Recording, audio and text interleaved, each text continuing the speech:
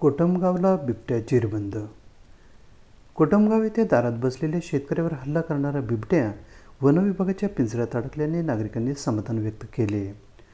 कोटमगाव येथे बिबट्याचे दर्शन होत असल्याने तेथील शेतकऱ्यांनी वनविभागाला माहिती दिली होती. पाहणी करून वनविभागाने गट नंबर 393 या ऊसाच्या शेताजवळ पिंजरा लावला होता. पिंजरा लावल्याने शेतकऱ्यांना आशा होती की बिबट्या पिंजऱ्यात अडकेल.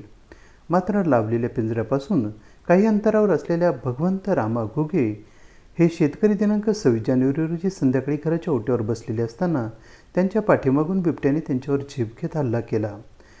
प्रसंगावधान राखून घुगे यांनी दोन्ही हाताच्या ताकदीने बिबट्याला दूर लोटले आणि त्यांनी जोरजोरात आरडाओरड केली. थोड्या दूरवर फेकल्या गेलेल्या बिबट्याने मग बाजूला असलेल्या कुत्र्यावर हल्ला चढवला आणि त्याला ठार करीत त्याची शिकार केली. या हल्ल्यात घुगे यांच्या डोक्याला बिबट्याचे नख लागले असून त्यांना उपचारार्थ जिल्हा शासकीय रुग्णालयात दाखल करण्यात आले. हल्ला झाल्यानंतर दुसऱ्या दिवशी पहाटे पुन्हा बिबट्या आला आणि लावलेल्या पिंजऱ्यात अडकला. वनविभागाला याची माहिती मिळताच वन अधिकारी अनिल अहिरराव यांच्या मार्गदर्शनाखाली अधिकारी विजय पाटील व सहकारी यांनी बिबट्याला ताब्यात घेतले.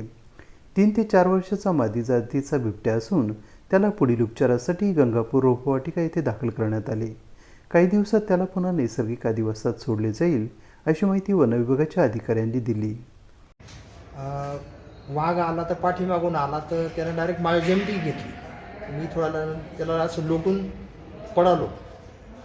माझं थोडं लागलं बाबा नॉर्मल. आणि मग कुत्रं दरवाजामध्ये होतं, त्याला धरलं, जागेवर गेलं ते असं.